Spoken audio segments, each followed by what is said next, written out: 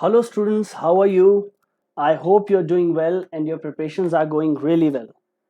Students, welcome to the Prashant Chaturvedi online classes. In this physics class, we will be discussing about the wave optics, and the first topic of the wave optics is the interference of light. Let me tell you students, for the examination point of view, that this topic is one of the most important topics, and from your exam perspective, this is very high yielding topic. So the first topic that I'll be covering in wave optics is the interference of light. So without any further ado, let us start the interference of light. Students, before discussing the interference, let me talk about the wave optics. So in wave optics, we will be discussing about the nature of light. And as you know, we have already discussed the particle nature of light in the photoelectric effect. So let us discuss about the history of the nature of light. Students, it was the Newton who said that the light behave as a particle. He said that these particles are illuminated by the luminous object, and these particles they move in a straight path. Newton called these particles as corpuscles, and that's why this theory is also known as corpuscles theory. Corpuscular theory. So the first theory that was given by the Newton was corpuscular theory. Corpusculars are the light particles that move in a straight line. Students, with the help of this corpuscular theory, Newton successfully explained the interference, successfully explained the reflection, refraction, and the rectilinear propagation of a light. As you know, reflection means the bouncing back of a light from the surface. Refraction means the bending of a light whenever it is traveling from one medium to another. And the third is the rectilinear propagation of a light, that is, the light move in a straight path. Now students, parallel to Newton, there was one more scientist named as Huygens. Huygens said that the light is not the light does not behave as a particle, but it behaves as a wave. Students, he said that the light is a longitudinal wave and its direction of propagation is the same as that of particles in which the particles vibrate. Students, what do you mean by longitudinal wave? Consider, I am saying that these particles they are vibrating in the same phase. They are vibrating like this, and they are vibrating in the forward direction. Then students, consider one more thing, that is the wave is also propagating in the forward direction. You will say that the light will propagate forward as well as the particles they are also vibrating in the forward direction. Or you can say the plane of vibration is the same as the plane of propagation. That type of light is called as the longitudinal light. On the other hand, students, consider a light in which the particles are propagating like this and the wave is going forward. So I will say that the particles are vibrating perpendicular to the direction of propagation of the wave. This type of light, this type of particle, they're called as the longitudinal, they're called as the transversal waves. So students, Huygens said that these light waves they are generally longitudinal waves and they travel through a special type of medium which is called the ether. Students, as this theory was given by Huygens, this was rejected due to the reason that he said that light propagate through the ether. There was no medium in the space like that. That's why this theory got rejected. Then students, next is in 1873 one more scientist came. His name was Maxwell. Maxwell said that the light travels in the space not as a longitudinal wave but as a transversal wave. And students, This transversal wave contain both components. One is the electric field component and the other is magnetic field component, and both these components, they move perpendicular to each other. And this type of light, this type of wave in which electric field component as well as magnetic field component, they are always perpendicular to each other and they keep on changing into one another, that type of light is called electromagnetic wave. So Maxwell said that the light behave as an electromagnetic wave in which the electric field as well as the magnetic field components are there, and both are perpendicular to each other. And as I told you that this is the transversal nature of light. Then students, in approximately 1904, one more scientist were there, that is Max Planck.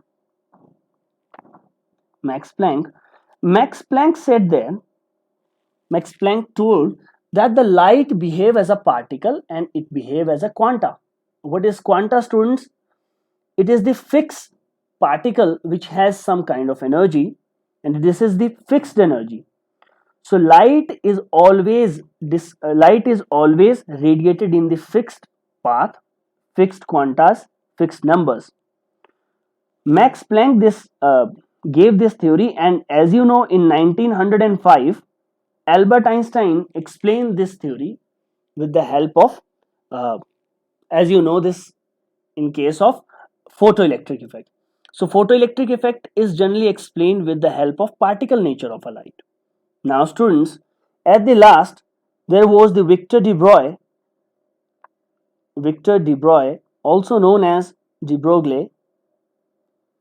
He said that the light behave as a particle as well as wave, and he said that every matter particle, every material particle in this universe, they contain wave, and the wavelength of that material particle is given by h upon mv. We have already discussed this thing also. Students, in wave optics, we will be discussing with some phenomenons which can be explained only on the basis of wave theory of light and not on the basis of particle theory of light, as I told you in my previous lectures. So first thing that we will be covering today is the interference of a light. So students, without any further ado, let us start today's topic. The very first topic is that principle of superposition. Students, when there is a wave, I can add their amplitudes. Consider this is a wave. This is a wave, student.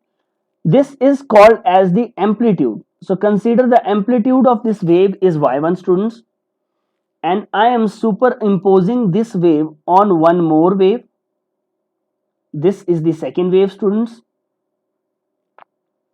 You can check here that the amplitude of this wave is y2. Now students, this is known as the crest. This is trough. This is also crest. Again, this is crest, this is trough, and this is crest. Students, whenever two waves are superimposed on each other such that the crest of one falls on the crest of other and the trough of one falls on the trough of other, then this type of superposition is known as the constructive superposition. And students, you can check, this is the resulting wave that I am getting here, and here the amplitude of this wave is y3. Let me tell you that this y3 will be greater than y1 or y2 individually. This y3 will be greater than the y1 or y2 individually. This is known as amplitude, students. So you can say that in this case the amplitude of the resulting wave is greater than the amplitude of the combining waves. Students, consider one more superposition, this superposition in which a ray of light is coming like this. This is the crest, this is trough, and this is crest. Consider the amplitude of this wave is y1. Now students, let us say I am combining this equation, I am combining this wave with one more wave, and this wave is like this. So this is trough this is crest and this is trough. Students, I can say here that this wave will fall on this crest and the resulting wave will be a standing wave. Why, students? Because in this type of superposition, as you can see, the crest of one is falling on the trough of other. So students, if the crest of one will fall on the trough of other, the resulting wave will be a standing wave, and we will represent a standing wave like this, as I have represented here. The amplitude of this wave is approximately 0. Now students, let me tell you one more thing, a very important condition and important observation from here. That first observation that you can see here is that whenever two waves are combining, you can add their amplitudes algebraically, like y will be equal to amplitude, y will be equal to y1 plus y2. Now students, this y can be greater than y1 or y2 combined. Then student, this type of superposition is called constructive superposition. And students, if the resulting wave's amplitude is less than y1 or y2 individually, then student, this type of superposition is called destructive superposition. One more relationship, one more observation that you can draw from here is that, let me tell you students, that amplitudes square, it is always equal to intensity. It is always proportional to intensity of the light. Greater the amplitude of the wave, greater will be the intensity of the light. So students, whenever there is a constructive interference, you will see generally a bright phase there, a very bright phase. Why, student? The bright phase is due to the amplitude. As you can say that in constructive interference, the amplitude of the resulting wave is very high. So you can say amplitude is directly proportional to intensity. So greater will be the intensity. On the other hand, students, in case of destructive interference, the amplitude that I am getting from the resultant wave is approximately 0. So you will say that there is a dark fringe. You will say there will be a dark phase. No light will appear there, students. Why? As you can see, the amplitude is approximately 0. So intensity of this wave should also be 0. I hope students you got it. Now let us do the next topic.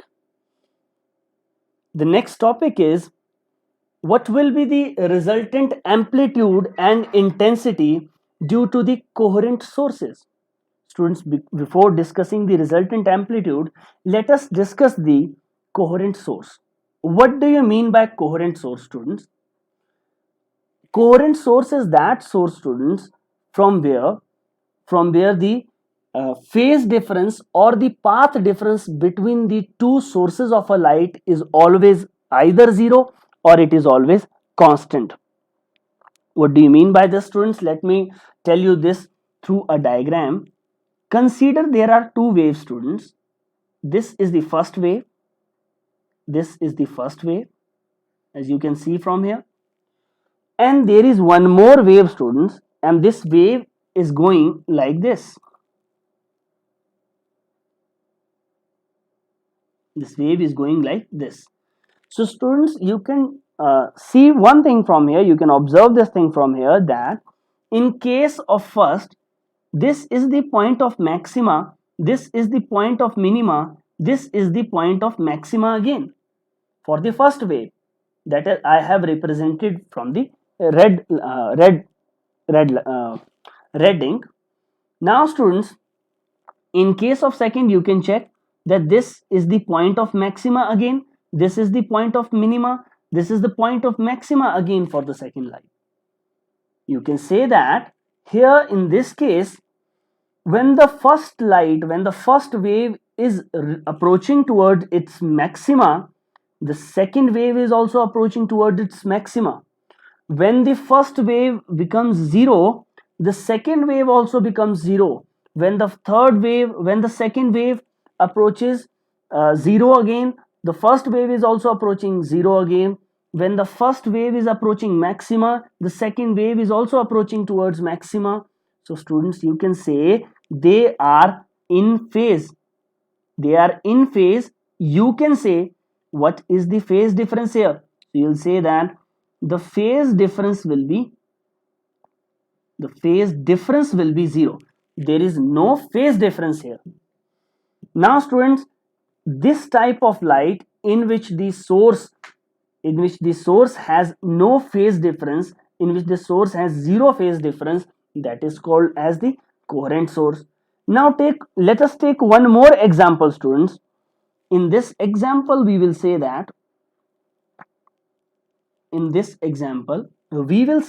consider that this is the first light. Again, this is the first wave here, and students, one more wave is there. Consider this is the wave. So this wave is going like this. Now students, let us talk about the green one. This wave is reaching towards maxima, then minima, then again maxima, then again minima. Now students, if you'll see the second one, you will see that this wave is reaching towards its maxima after some time. Same goes here, this wave is reaching towards its minima after some time. Again, you can see that this wave is approaching towards its maxima just after some time. So students, here they are also in phase. And students, the phase difference here is constant. So students, you will say two sources of light, if they have zero phase difference or constant phase difference, that type of sources are called coherent sources. Generally, what I do, students, consider there is a source of light. This is the source of light here. Now I'll take a slit and split this screen into two parts. So there will be two rays that are going on from here like this. So this is S1, this is S2, and I have derived these sources from the single monochromatic light. That is called as the coherent source of light, students. This is called as the coherent source. I hope you got it now. What is coherent source of light? Coherent source of light is that source of light in which the phase difference is either zero or generally constant. What are the conditions to obtain the coherent source of light, students? I can get the coherent source of light only if I am deriving these two sources of light from the single source, students. For example, this light is coming from a single light here. I cannot take two different sources of light and call them as the coherent source of light. One more thing, students, that is the two sources that you are taking, they should be monochromatic in nature. Now students, what do you mean by monochromatic light? A light of single frequency or single wavelength is generally called as the monochromatic source of light or monochromatic light. Now we will discuss these topics, students. How can you get the coherent source of light from the single parent source? I'll be covering this in your BSc lectures. There are three methods generally. The very first is Young's double slit experiment that we will be studying today. Second is the Fresnel's biprism method. I will cover this in the physics, BSc physics. And then students, the third one is the Lloyd's mirrors method. So I will cover this in the BSc physics also. So I hope you got it. What is coherent source of a light? Let me ask you a question, students. You will please, I want you to answer this question. I'll answer this question at the end of this video. The question is that, students, consider, I'm saying that there are two coherent sources of light. So these coherent sources must be in phase if and only if only one of these conditions that I'm providing you, 4 conditions, if only one of them is true. So students, very first is either you will say that these two are coherent sources if and only if the time is constant for them, that is the time interval is the constant for them. Second is frequency is constant. Frequency is constant. Third, students, if the wavelength is constant, if the wavelength is constant, and D is all of the above. All of above. I want you to answer this question. What is the necessary and sufficient condition for the two sources of light should be coherent? Can their time interval be constant, frequency is constant, wavelength, or all of these conditions are constant? Now students, let us see the resultant amplitude whenever two waves of light combine with each other. So consider the first wave having the amplitude equal to A1 sine omega t, and students, the second wave having amplitude y2 is equal to A2 sine omega t plus phi. Students, as you can see here, that these two sources of light will be having the constant phase difference phi here. Generally, I'll denote this by phase difference by phi. Students, according to the superposition principle, I can add the amplitude of these two waves as y1 plus y2. This is how I'll add it. So after adding all these amplitude, students, and doing the mathematical calculations here, I'm writing down the final formula here. That is, the resulting wave will be having amplitude A sine omega t plus phi. And you can see one thing from here, that the resulting wave is also in phase and there is still a constant phase difference of phi here. Students, what will be the amplitude this here? This amplitude A will be equal to under root of a1 square plus a2 square. You can write here capital a1 square plus a2 square plus 2a1 a2 cos of the phase difference, that is the phi here. So students, this is the resulting amplitude, and I want you to remember this formula because I'll be doing numericals based on this formula. Now students, one more thing, I told you that amplitude is always proportional to amplitudes square. It is always proportional to the intensity of light. It is always proportional to the intensity of light. So students, from here we will be deriving the formula for the intensity. But students, before discussing that, I want you to remember this formula. That is the resultant amplitude formula. Students, what will happen if the two coherent sources that I am taking, they are having the same amplitude? That is, A1 and A2, if they are equal to A0, can you say that the amplitude of the resulting wave will be equal to A square plus 2A square cos phi? 2A square cos phi. So I can say, students, A will be equal to, if I am taking 2A square common, I'll be getting 1 plus cos phi. After doing the mathematical calculations, you can say here that A amplitude should be equal to 2A square, and 1 plus cos phi is always equal to 2 cos square phi by 2. 2 cos square phi by 2. So students, what will be the amplitude of the resulting wave? It is 2A cos phi. 2A cos phi by 2. So please remember this amplitude formula also. So this is the resultant amplitude of the resulting wave. Next is, students, resultant intensity. So let us talk about the resultant intensity now. Now students, you know that amplitude square will always give you the intensity. Amplitude square, this will always be proportional to the intensity. In this case, students, you can say that if amplitude is proportional to the amplitude square is proportional to intensity, can you say that intensity will be equal to k time amplitude square? So in my case, what will be the intensity of the first source? It will be equal to ka1 square.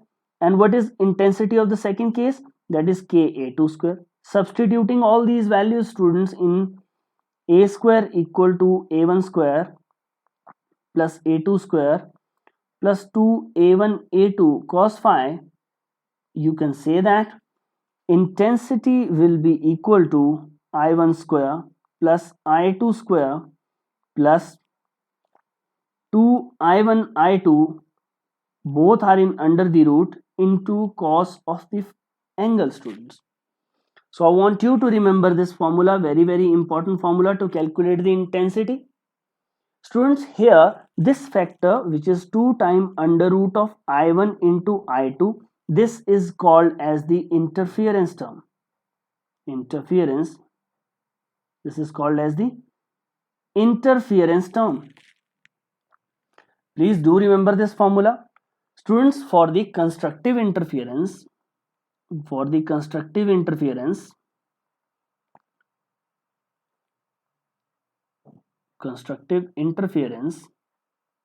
you'll see that this cos phi is always equal to maximum for the constructive interference, and students, cos phi will be equal to 1 if cos phi is equal to, if the angle is, if the phi is equal to either 0 or pi, either 0 or 2 pi or 4 pi and so on. Phi should be equal to either 0, 2 pi, 4 pi and so on, like this.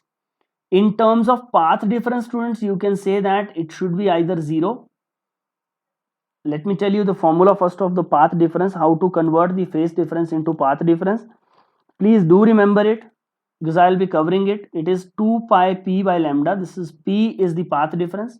So you can say this is either 0 or 2 pi or 4 pi and so on.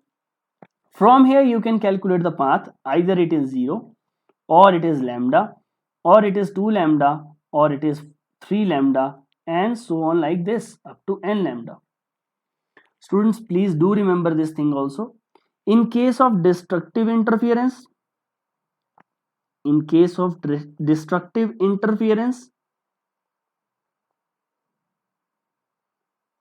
the cos phi will be minimum. So what is the cos phi minimum value of cos? It is -1.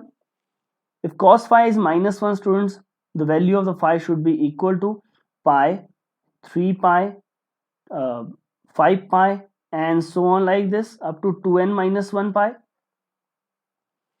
Students, let me convert it in terms of path difference. So you will say 2 pi by lambda should be equal to pi or 3 pi or 5 pi and so on up to 2n minus 1 into pi. From here you can say that, students, the p should be equal to either lambda by 2 or 3 lambda by 2 or 5 lambda by 2 or so on up to 2n minus 1 lambda by 2. 2n minus 1 lambda by 2. Please remember these things, students. Now let us discuss the interference. Let us discuss the, students, interference. What do you mean by interference? Students, whenever the two light waves of the same frequency and having the zero or constant phase difference, as I have told you in my previous slide, if there is phase difference, if the phase difference is 0, if they are traveling in the same direction and they superimpose on each other, then, students, if they superimpose on each other in such a manner that crest of one falls on the crest of other and trough of one falls on the trough of other, and in second case, if crest of one falls on the trough of other and trough of one falls on the crest of other, then, students, you will see that there is a pattern of maximum and minimum intensity, and the distance between them will be constant, and that pattern that you will obtain there after the superposition of the wave, that is called as the interference of the light. That is called as the interference of light. Now, students, let me tell you how it is done. Consider there is a monochromatic source of light, like I have here. This is the monochromatic source of light. I am denoting it by S. And, students, consider there are two slits. The first is this and the second slit is this. I am denoting these slits by S1 and S2. And, students, there is a photographic plate here. There is a photographic plate here. So I am saying that these two sources of light, S1 and S2, they are monochromatic sources of light. As you know, students, what do you mean by monochromatic source of light? Having single frequency and single wavelength, that is called as the monochromatic source of light. And students, this S1 and S2 sources, they are generally coherent sources of light also. So consider this source is sending light, this light waves like this. The waves denoted in dotted, they are generally denoting the troughs, and these are denoting the crest, students. Now you can say here that whenever these two are passing through the source S1, the wave form will be like this, like this. Please do check this.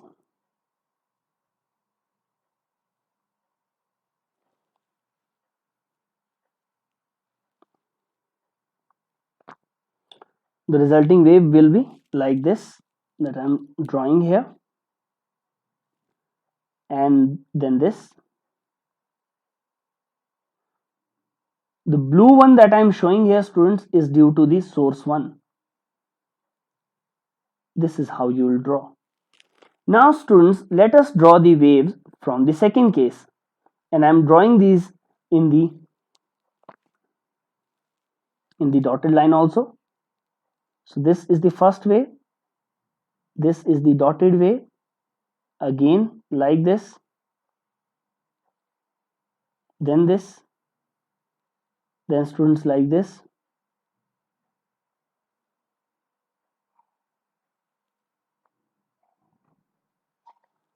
So these waves, you can see they are superimposing on each other. Students, you can see here that here crest fall on crest. You can check from here that crest fall on crest. Here students, the trough fall on trough. Here students, the crest fall on trough. Here you can check the crest fall on trough. So this is the pattern obtained here, students. You will see that there is a pattern formed here. Here there will be a central maxima. You'll call that there is central maxima. That is, students, here you will find bright intensity of light. And students, here you will see that there is a dark fringe. There is no light here. Then students, you will see the bright fringe again. Here you will see the dark fringe, students. There will be a dark fringe, and there will be a bright fringe again, and so on like this, students, and so on like this. Let me tell you that in the central maxima, what has happened? The crest of one is falling on the crest of other. That's why the intensity is maximum there, students. Or you can say the crest of one or trough of one also falling on the trough of other. Students, in case of this dark fringe, the crest of one is falling on the trough of other. That's why the net result is 0. Students, this is called the central maxima. This is called the first dark fringe. First dark fringe. This is also first dark fringe, students. First dark fringe. Then this is the first bright fringe. Again, this is the first bright fringe, and so on. So this is the pattern obtained, students. I hope you got it that you cannot explain this through the particle nature of light. Otherwise, how can you explain the maxima and minima of the intensities through the particle nature of light? Now students, I hope you got what is interference.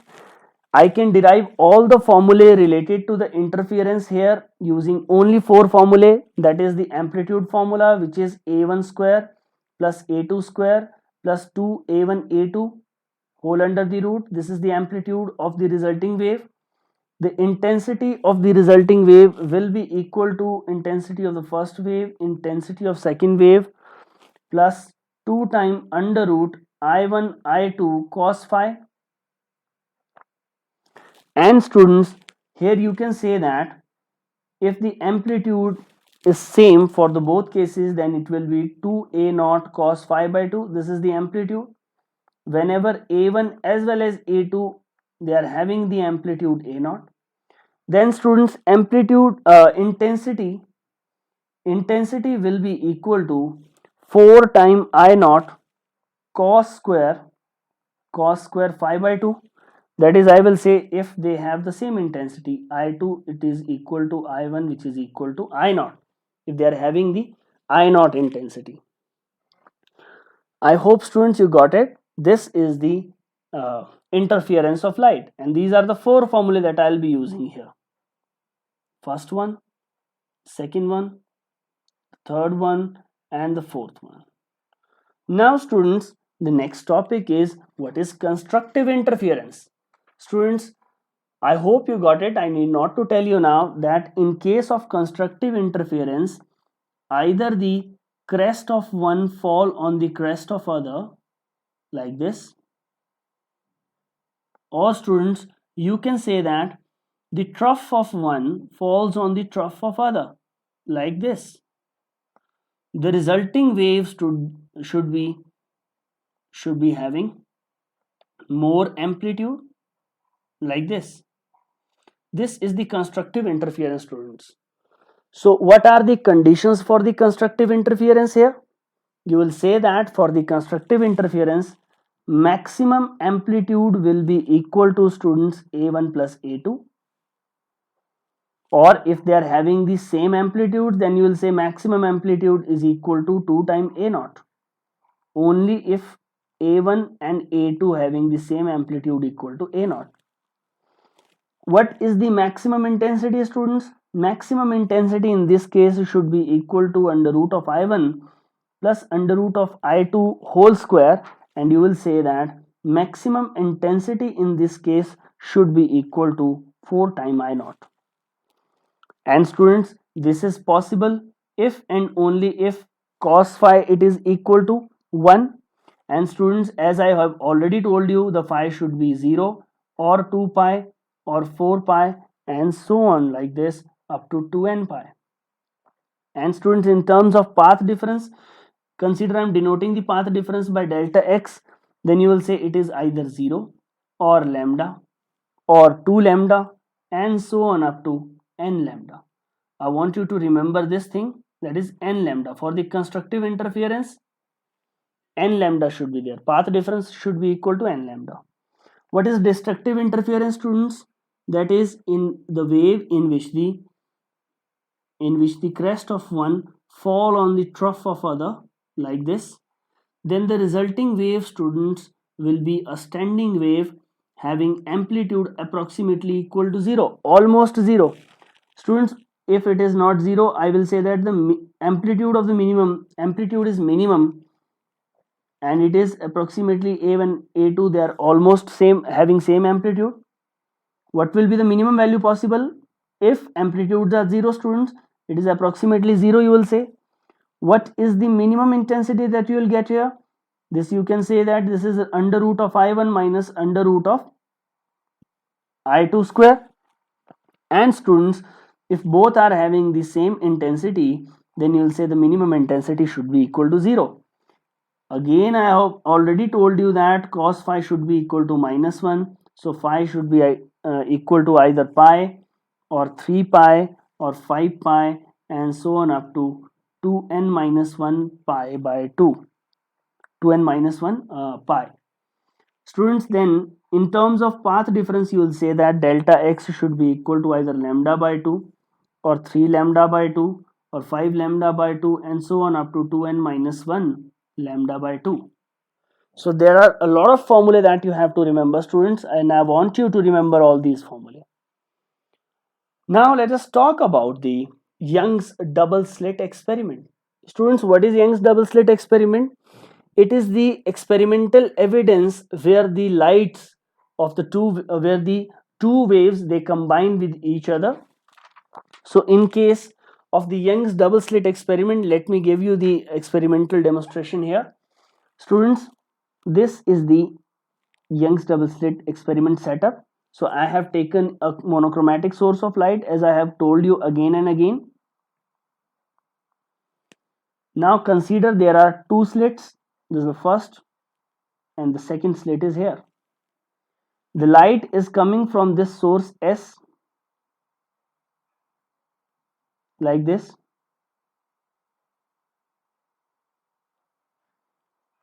Like this. This is the source 1 and this is the source 2, students.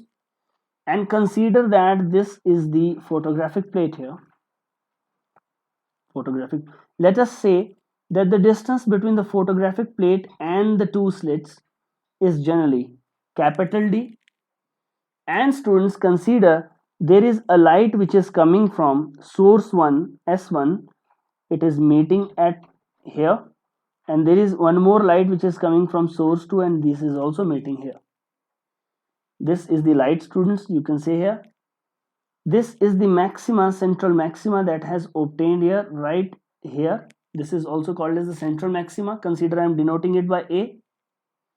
Then students, the distance between this A and P, this is generally denoted by capital X. This is generally denoted by X. And students, the distance between, consider this is the first bright, this is the first dark fringe that I am getting right in front of here and right here, students. So this distance between these two slits, it is generally D. So you can say that this is also D by 2, this is also D by 2, and I will say that this is also D by 2. This is also D by 2. Students, here it is A. Consider this is A, this is O, and this is B here, and this is the point P here. Students, you can say that this source 1, this light which is this wave which is coming from the source S1, this will reach at P earlier as compared to that of the S2P. So I can say that there is a path difference between them. Students, let me denote this path by P, small p here. So this path difference should be equal to, I will say it is S2P minus S1P. You can derive it, students. You can solve it properly and you will get that the path difference here should be equal to XD divided by capital D. This is the path difference here that you have to remember. Now students, let us see the position of the, we will see the path difference in terms of X, students, in terms of X and theta here. What is the path difference in terms of X and theta, students? Let me tell you, and you have to remember this formula. Consider the path difference is generally, consider the path difference is X. So you'll say that delta X is the path difference. It should be equal to D sine theta. It should be equal to D sine theta, students. Please do remember it. What is D sine theta, students? Let me draw one more diagram here. Consider this is the first source here and the second source is like this. Now students, the ray is going towards this side and the ray is going towards this side. This is source 2, this is source 1. Now students, you can say that the ray of light is going like this. So it is making an angle of theta with this horizontal. Again it is going towards P. So it is also angle theta, and this is also going towards P. It is going towards P. This is also going towards P. Students, if I'll draw the perpendicular here, let me draw the perpendicular and let me draw the imaginary perpendicular here again. You will see that there is D distance between these two. Consider this is D's distance between these two. So this is, you can calculate it, this is generally, consider this is not D. Just a second, let me raise it. Consider if this is not D, this is the D distance between the two slits that I have taken in my previous case also. Then students, this distance here from here to here, this will be equal to D sine theta. This will be equal to D sine theta. So path difference is generally equal to D sine theta, students.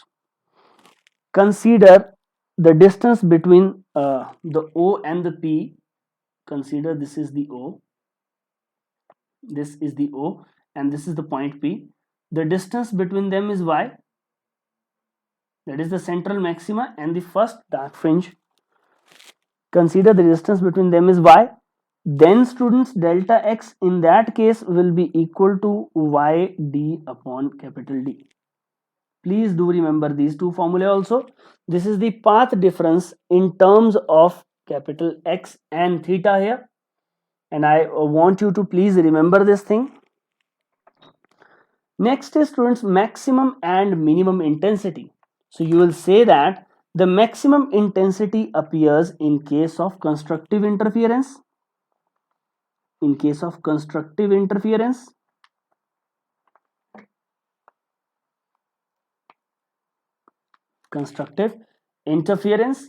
students, here you can say that this constructive interference, in this case, the path difference, it is equal to xd divided by d. I have already calculated. And students, you know that the path difference in terms of wavelength is, it is always equal to n lambda. So they should be equal. So I will say that xd divided by n lambda, this should be equal to xd divided by lambda. This should be equal to n lambda. This should be equal to n lambda. From here you can say that the x will be equal to n d lambda by small d. So this is the x here, students. This is the position where I will be getting the maxima and minimum intensities. Now students, if n is equal to 0, you will say, you will find the first central maxima at a 0 distance. This is called as the central maxima, where the intensity is maximum. Now students, for n equal to 1, the distance of the first bright fringe, it is d lambda by d. It is d lambda by d. Students, for n equal to 2, you will say that the distance is 2d lambda by d. This is the second, this is the first dark, this is the first bright fringe. This is the first bright fringe. This is the second bright fringe, students. This is the second bright fringe, and so on like this. So students, please do remember this star mark formula here. This is the maximum intensity. So to get the maximum intensity, students, you know that this can be achieved in case of constructive interference only. Now let us see the minimum intensity, students. At the minimum intensity, also called as the destructive interference,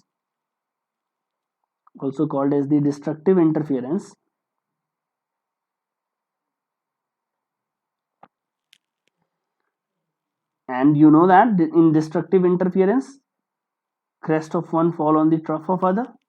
So this is the resulting wave is a standing wave. So let us see what will happen in that case, in case of minimum or destructive interference. Students, you can say that the path difference here, it is equal to xd by d, and in case in terms of wavelength, you will say the path difference will be equal to 2n minus 1 lambda by 2. So they should be equal. Xd by d, this should be equal to 2n minus 1 lambda by 2. From here, if you will calculate the value of x, it will be equal to, students, 2n minus 1 d lambda by d. This is an important condition from here. Please do remember it. Now students, generally 2d. Now you will say that if n is equal to 1, you will get x, it is equal to d lambda by 2d. Students, for n equal to 2, you will say that the x will be equal to 3d lambda by 2d. For n equal to 3, students, you will say that the distance, consider this is x1, this is x2, this is x3, this will be equal to 5d lambda by 2d. So this is the star marked formula, students. At what distance I'll get the minimum intensity or the destructive interference? This is called as the first dark fringe. This is called as the first dark fringe, students. This is called as the second dark fringe, this is called as the third dark fringe, and so on like this, students. Now what is fringe width?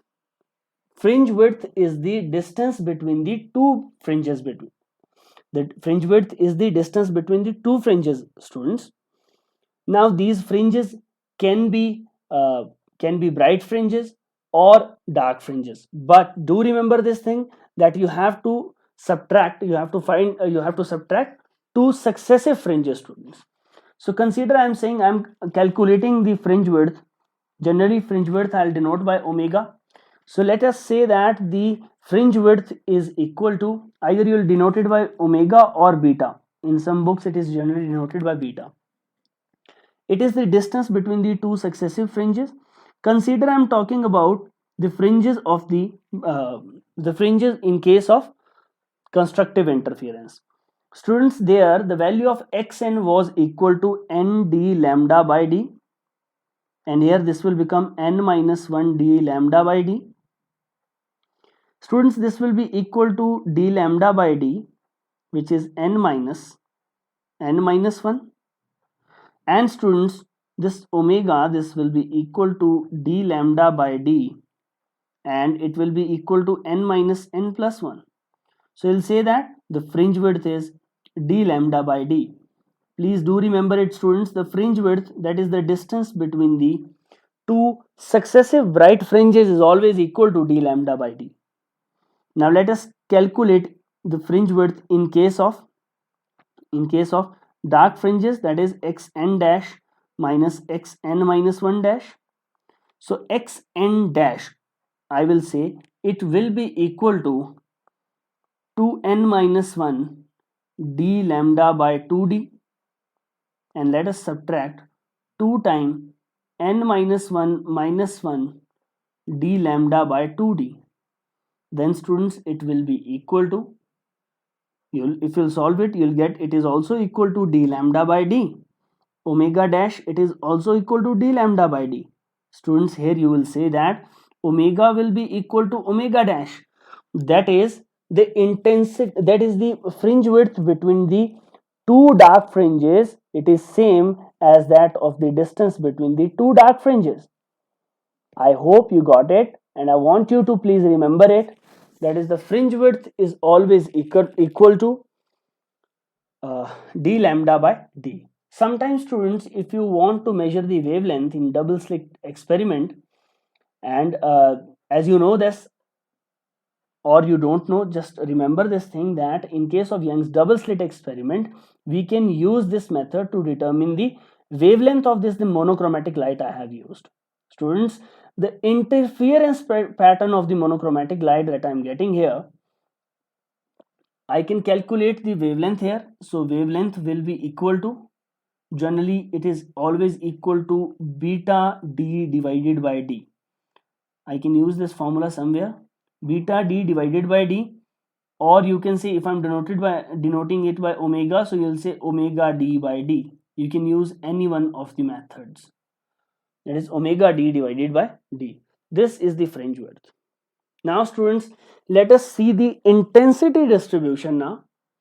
Intensity distribution, where does the intensity lies? Students, if you'll see this pattern intensity, you know that in case of constructive interference, the intensity is more as compared to that of the destructive interference. If I'll be drawing this, can I say that the intensity of the bright fringe,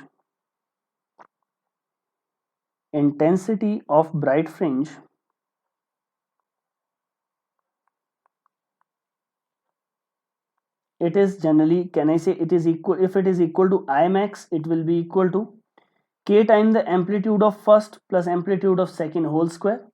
Students, if A1 and A2 both are equal, then I will say that the maximum intensity that I'm getting here is the 4Ka square, which is generally a constant quantity.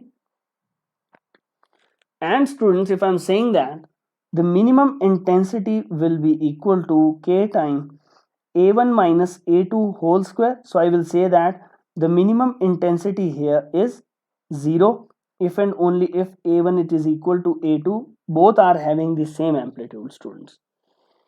So this is the case of the bright fringe, and this is the case of the intensity of the dark fringe. Intensity of dark fringe.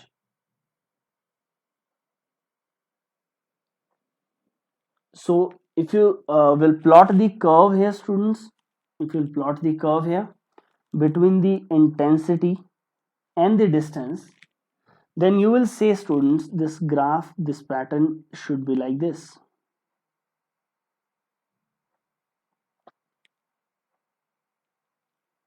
This curve should be like this.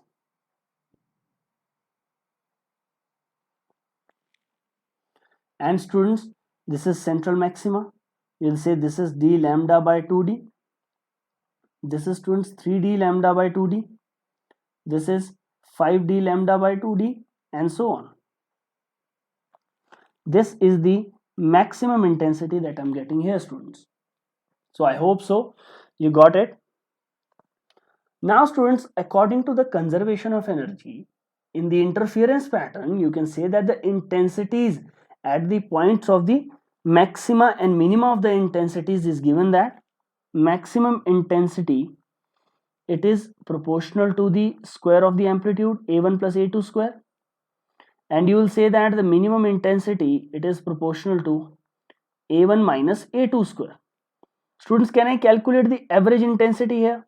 So it will be equal to first one square, that is maxima square, plus minima square a1 minus a2 square by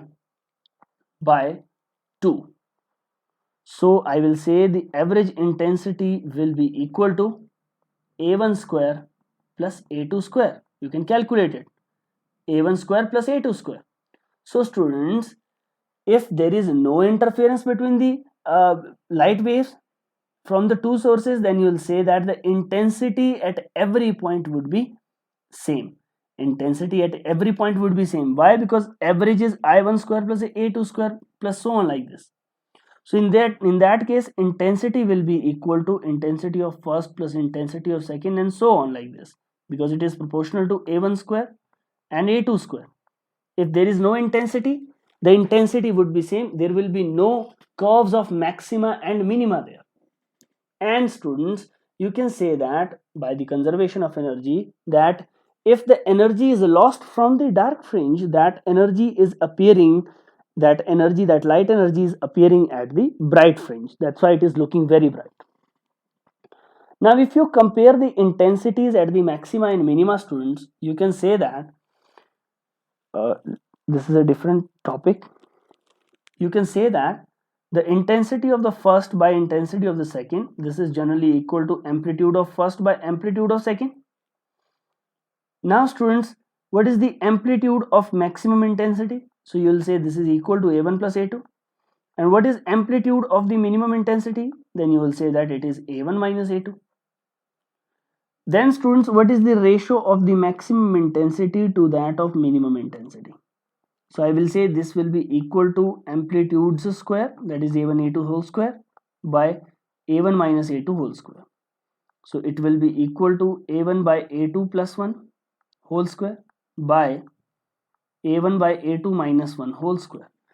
Students, I will say that, and please do remember this formula, that I max by I minimum, this will be equal to r plus 1 by r minus 1 whole square, and this r is called as amplitude ratio a1 by a2 or I1 by I2.